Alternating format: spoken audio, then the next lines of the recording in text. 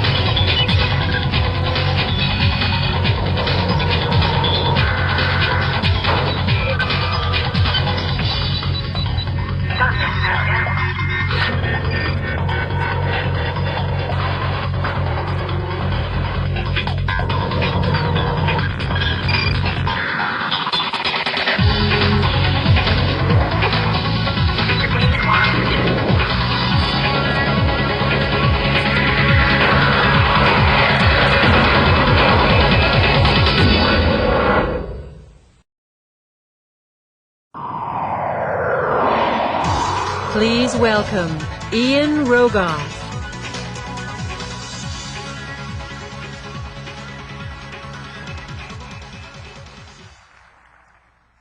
Welcome back. So how's MTB been?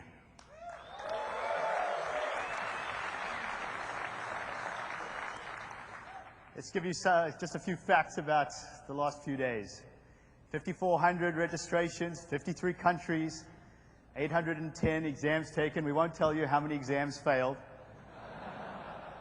No, it was very small. One lost wallet, one lost digital camera, both found. But my favorite,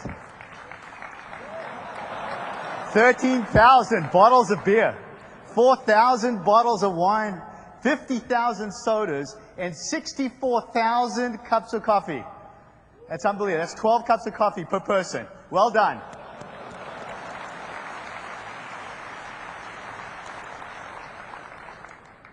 Once again, just want to thank our sponsors, Compaq, Unisys, Veritas, Avanade. How about that party, huh? Wasn't that something?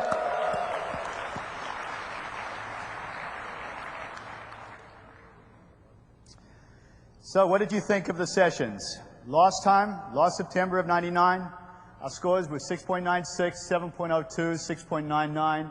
Just to give you a frame of reference, the MTB prior to that in Seattle in January, average scores were about 6.7. Remember we said we got one session where we had 100% VSAT.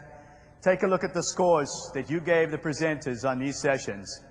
Just an unbelievable job to every presenter. Thank you very much.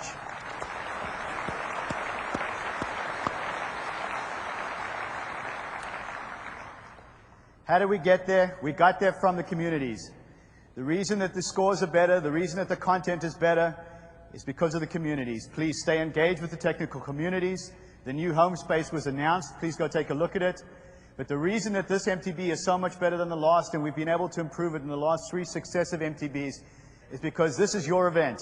You're reviewing the content, you're making sure the presenters get the material that you want to see, and that we're structuring the event the way that you want us to. So please, make sure that you stay engaged with all the communities. We need to give some thank yous to all the technical track leaders and all the event managers. Please, just a very strong hand to all of these people.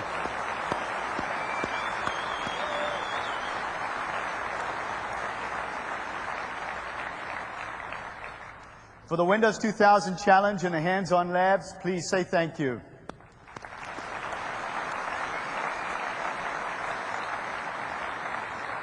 As you know, we turned the hands-on lab into the gaming zone on Saturday night. At 1 in the morning, we had almost every single PC was filled with somebody playing on those PCs. We had 100 connected up to the internet, and we had to throw people out.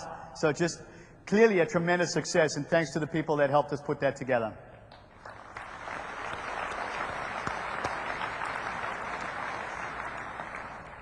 Teruhiki Asakura won the Harley-Davidson. You see the evaluation winners for Thursday, Friday, Saturday, and Sunday.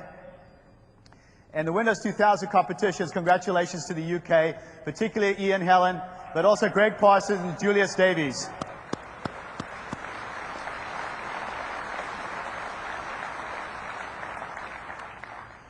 We were going to give hockey jerseys to the runners-up, but the UK pointed out to us that they thought the hockey jerseys were more valuable than the $2,000, so we had to give them hockey jerseys as well.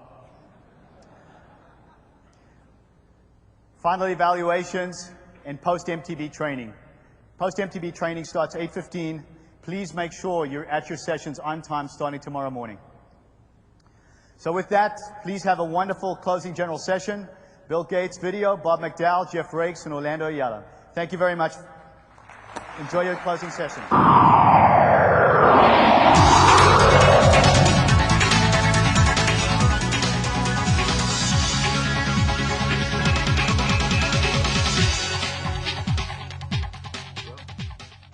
Hello. I'm sorry I can't be with you in person at the MTB. I'm off vacationing and I'll get a chance to see a little bit of the Olympics. In the last 4 days, you had the opportunity to hear from a lot of presenters on the exciting roadmap we have ahead. We're at a juncture in this industry where the key element we provide, software, is going to play a central role. 25 years ago, when the company was founded, we had the view that software was the key element to really improve things and tap into the power of all the new technology.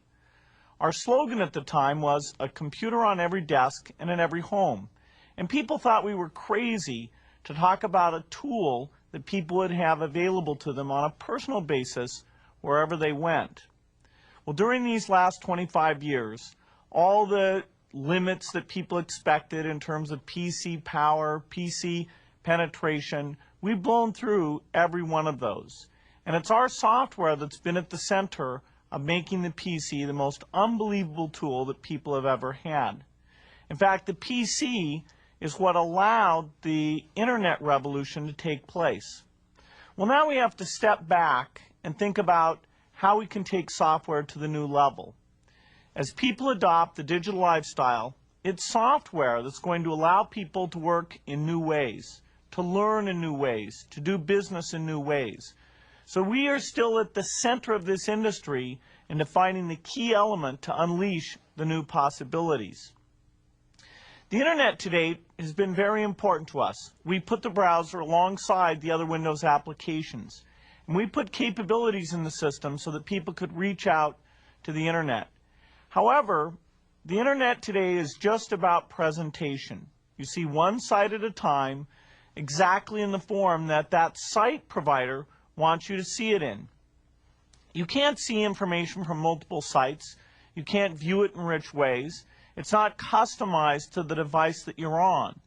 And so we're not using the internet as a programming platform. As we change this and allow sites to deliver information in a rich form and that to be combined together, you will be able to apply your creativity in terms of what you get up there on the screen. So instead of the browser sitting alongside the other applications, the internet will be integrated in a much more profound way. All of the system calls that applications make will let them go out and get internet information. What this will lead to is that no matter what device you're on or what task you're trying to do, the internet information will feed into that. Now, with the shipment of Windows 2000 and the 2000 server family, we've got a great foundation for building this new platform that we call .NET. .NET is very ambitious. It's about making it easy to have your information show up wherever you want it. It affects every application and how those applications are written. It will redefine the user experience as we bring in finally, the natural interface technologies that we've been investing in for a long time.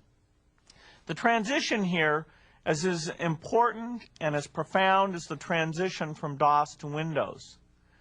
Now, part of this .NET bet is a belief that XML, much richer PCs, these new devices and the back-end servers will all work together using our platform. This platform is not about restricting people's choices to a single language or forcing them to buy expensive back ends with a single point of failure. It's about allowing all these new form factors to succeed and making them easy to use because they'll connect in to the .NET platform.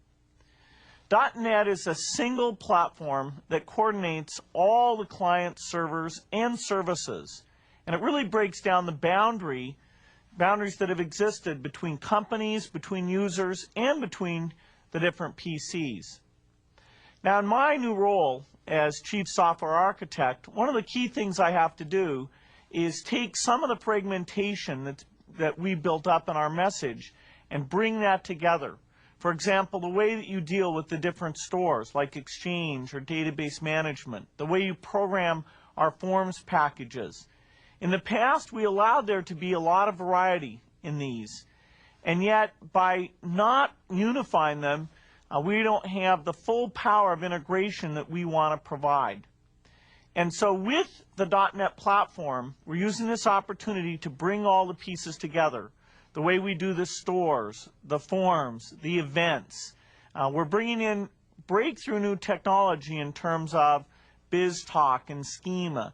And as we do that, we want to have a single platform that aligns all the different products.